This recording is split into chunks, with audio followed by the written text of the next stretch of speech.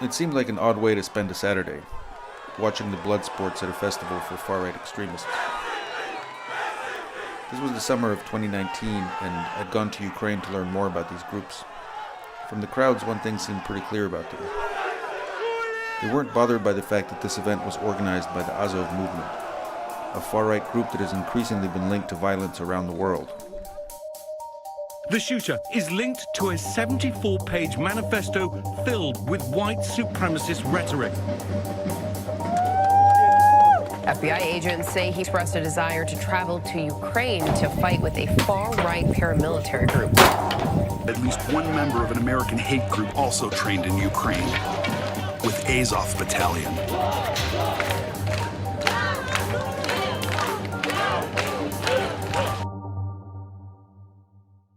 According to the FBI, domestic terrorists killed 39 people in fiscal year 2019, making it the most deadly year for domestic terrorism since the 1995 Oklahoma City bombing.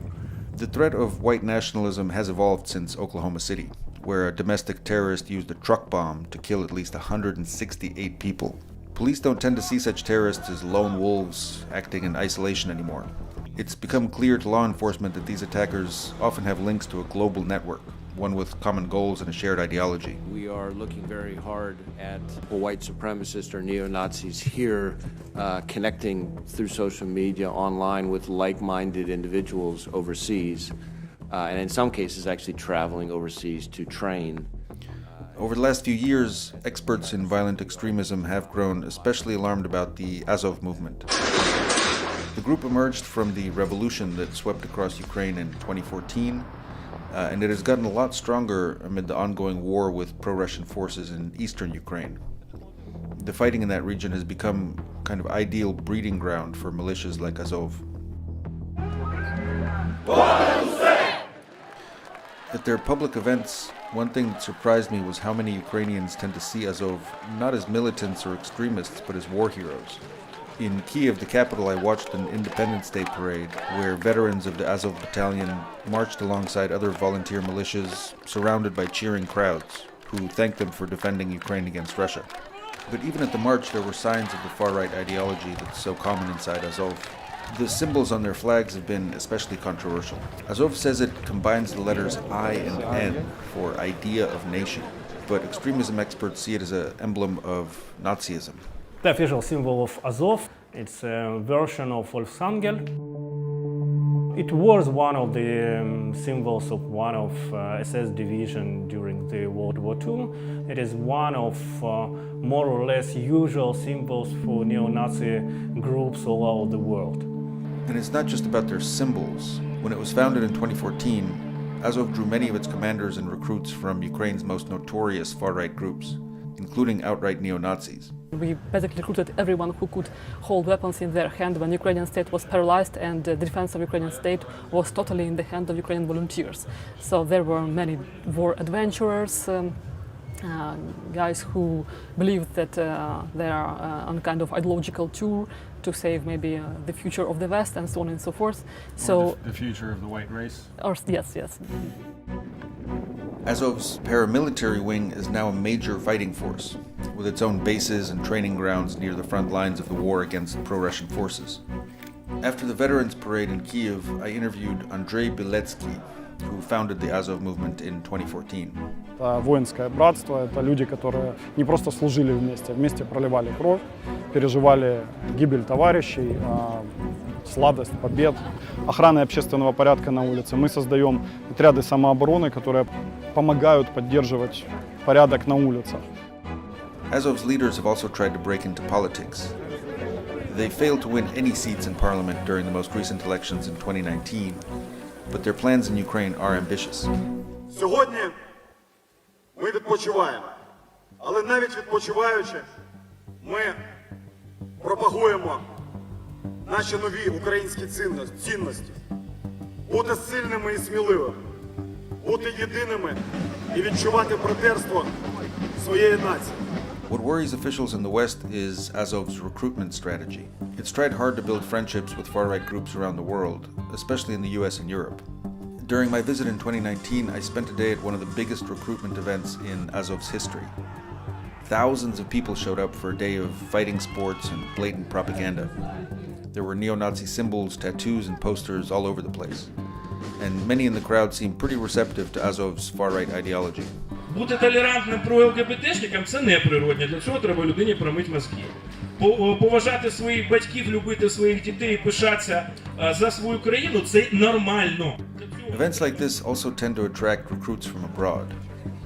One of the ones I met was named Robin, who had just arrived in Ukraine from Sweden, where he told me he's wanted for hate crimes.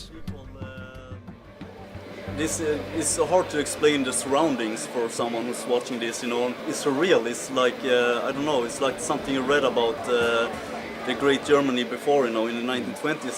It's a revival of the Indo-European soul. Mm-hmm. And it's all happening here in Ukraine. Afterward, we rode back to the Azov base in northern Kyiv, where Azov commanders had allowed Robin to stay as a potential recruit. We are Aryans, and we will rise again. That's a way of life, you know. And after the war in Germany, we went back to the benches, school benches. But now we will rise again. Are they neo-Nazis as an organization? No. Have they had neo-Nazis in their organization? I would say look at the U.S. Army, and you would find neo-Nazis as well. Dave is an American expat and U.S. military veteran who has volunteered to help Ukraine's National Guard. And he's met a lot of the recruits who'd come to join Azov. You only need one of these guys to kind of go home and commit an act of terrorism to then really damage the reputation of Ukraine in the eyes of the world, right? So that's really a risk that Ukraine faces. Do you think they're taking it seriously enough? No, yes. A few weeks later, Robin, the Swede I met at that festival, wrote me that he was going to the front lines to join the fight. With recruits like this, it's little wonder that U.S. officials see Azov as a threat.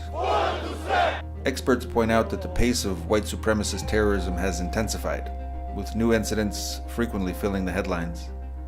22 gunned down at a Walmart in El Paso, Texas, 2 killed near a synagogue in Halle, Germany, 9 more in an attack on 2 shisha bars near Frankfurt, and a series of arrests exposing far-right terror plots across the US and Europe. One tally reported an increase of 320% in such attacks in Western countries between 2014.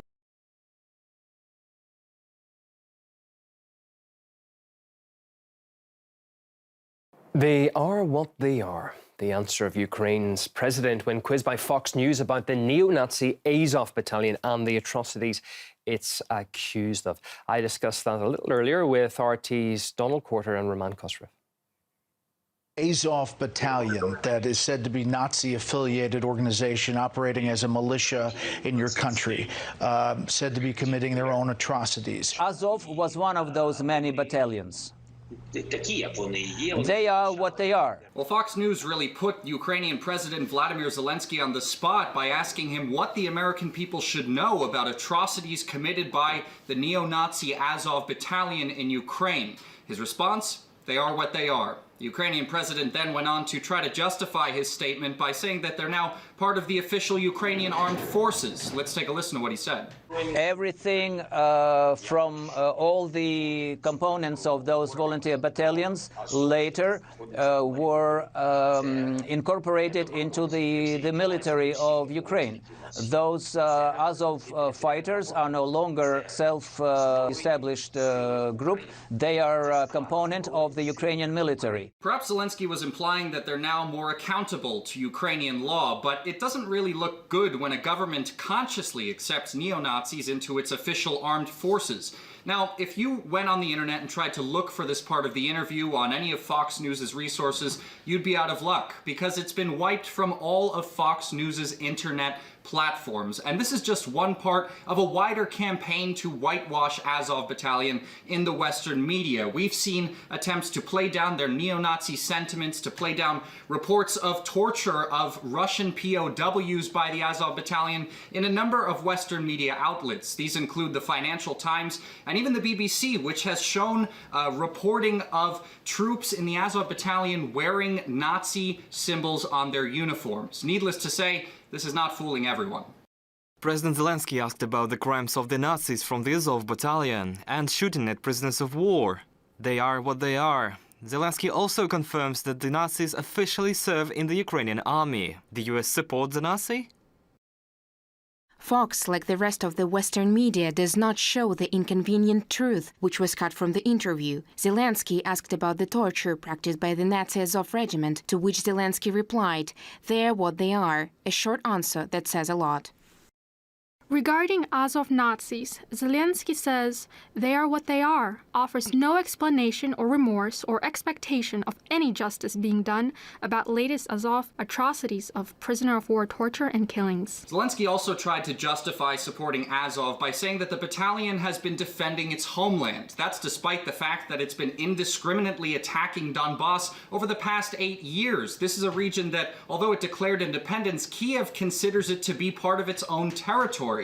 Now, throughout that time, the Western media has largely turned a blind eye to the Azov Battalion's atrocities, but right now, that's a bit harder to do. Like the brutal torture and murder of a young woman who lived in Mariupol. She was found with a swastika carved into her lifeless corpse. A warning, the following images you may find disturbing. Да, это ответ на все вопросы о нацизме на Украине. Пластику девушки и выжжено, и вырезано на шее. Russia has since launched an investigation into that terrible crime. Now, probably the most important takeaway from what Zelensky said is the fact that this is one of the main reasons that Russia began its military operation in Ukraine in the first place, to denazify the Ukrainian government and Ukrainian armed forces. The Western media have long said that these people are just on the fringes of society, that Zelensky is Jewish, so there couldn't possibly be any neo-Nazis who have powerful positions in the armed forces or the government, but here we have it, the Ukrainian president basically verifying what Moscow has been saying this entire time. Roman, you've been reporting from Donbass for large periods since this latest conflict began, and indeed well before that. What do people there say about the Azov Battalion's actions? Well, it is indeed a very, very painful subject for the people of Donbass. It's Azov Battalion, Aidar Battalion, and numerous other names. And I want to go back to President Zelensky just for a little bit.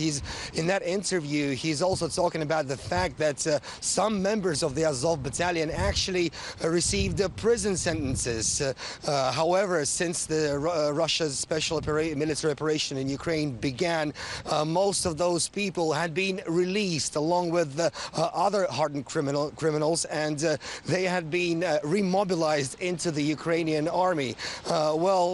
Azov Battalion, they've been accused of committing war crimes by the United Nations before as well. Now, there were several documentaries, news reports made about them as well, not just Azov battalions, but other battalions with the neo-Nazi affiliations. Of course, there are plenty of first-hand accounts here in Donbass as well, including yours truly. I've been working here for the last 8 years, and I've seen mass graves left by these nationalist battalions as they were retreating from the oncoming Donetsk People's Republic militia. Now, I've seen that footage that you've shown. I've seen something like that with my own eyes. I remember a pregnant woman with her arms tied behind her back, and she was dug up and her hands were tied behind her back, and it was absolutely horrible to watch. Of course, over the last month and a half, the fighting's been taking place in Mariupol. Many of the local residents have also witnessed the atrocities that have been committed by Azov, and they told me earlier as well that that's been happening not just over the last month and a half, but over the last 8 years as well, as they've been stationed there. Let's hear some of the accounts about Azov. Azov battalion forces were shooting at us. They were destroying our houses. They went in and kicked out residents saying, "We're defending you. They are Nazis. They have been torturing us for 8 years." Azov took 250 people out of their homes, starting from the first floor, and lined them up in a row. Then they began shooting people. 8 people killed, 4 wounded, including children and elderly women. They deliberately use incendiary bombs, forcing people out of their homes, saying go wherever you want. I wish they left our city sooner. We didn't call them. Since Azov came here in 2014, it's been total lawlessness.